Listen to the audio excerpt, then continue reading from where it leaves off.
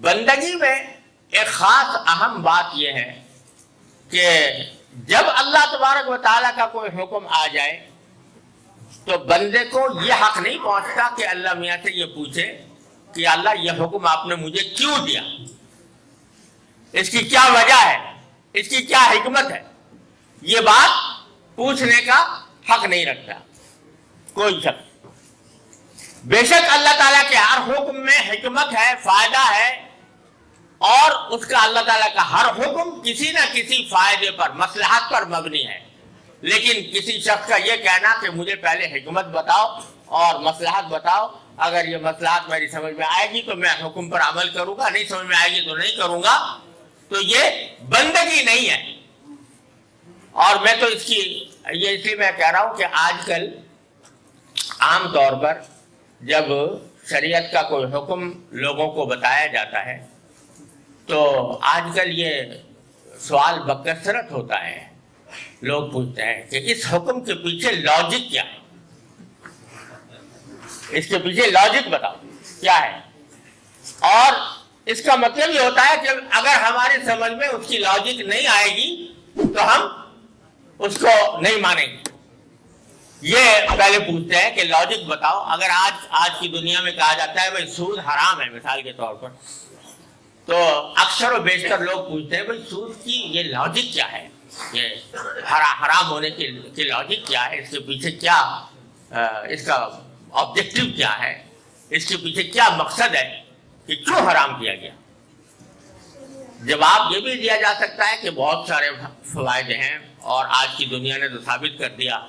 کہ سود نے جتنی تباہ کاری مچائی ہے اتنی کسی اور چیز نے نہیں مچائی معاشی میدان کے اندر۔ لیکن یہ ایک مسلمان کا یا کسی بھی عقل مند کا کام نہیں۔ میں اس کی مثال یہ دیتا ہوں کہ فرض کرو کہ آپ کے گھر میں آپ نے ایک ملازم رکھا ہو، ایک نوکر ایک گھر میں رکھا ہو جو آپ کے گھر کے کام کرنے کے لیے آپ نے رکھا۔ آپ اس نوکر سے کہتے ہو کہ بھائی میرے لیے 10 کلو گوشت لے کر آؤ بازار سے، تو جواب میں اگر وہ یہ کہے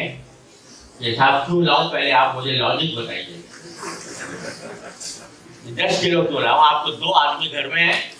اور 2 آدمیوں کے لیے تو آدھا کلو گوشت بھی کافی ہو سکتا ہے، آپ جو 10 کلو منگا رہے ہیں تو پہلے مجھے لاجک بتاؤ، اور پھر اگر میری لاجک سمجھ میں آ جائے گی تو لاؤں گا، ورنہ نہیں لاؤں گا۔ اگر کوئی نوکر، آپ کا نوکر آپ سے یہ بڑے سوال کرے، آپ کیا کرو گے؟ وہ نوکر اس لائق نہیں ہے کہ اس کو نوکری پر رکھا جائے، اس کو کان پکڑ کر باہر نکال دیا جائے گا کہ تجھے یہ حق نہیں پہنچتا کہ مجھ سے پوچھے کہ میں کیوں 10 کلو منگوا رہا ہوں، میں جانوں میرا کام جانے، تمہیں یہ حق نہیں پہنچتا کہ تم مجھ سے پوچھو کہ میں نے یہ حکم کیوں دیا۔ آپ اپنے نوکر سے یہ بات برداشت نہیں کرتے، کوئی بھی نہیں کرتا، اس کو آپ فائر کر دیتے ہو اس وجہ سے کہ یہ آدمی اس لائق نہیں ہے کہ اس کو نوکر رکھا جائے۔ آپ تو حالانکہ آپ بھی انسان ہو، نوکر بھی انسان ہے، دونوں انسان ہیں، دونوں بشر ہیں، دونوں سے غلطی ہو سکتی ہے، لیکن آپ اس کا یہ سوال برداشت نہیں کرتے۔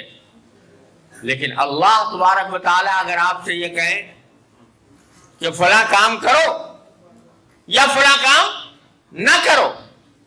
تو آپ اگر جواب میں یہ کہو کہ جی پہلے لمحہ مجھے بتائیے لاجک کیا ہے اس کے پیچھے،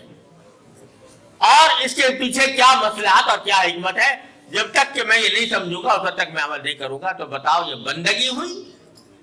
یا سرکشی ہوئی؟ یہ سرکشی ہے کہ آدمی،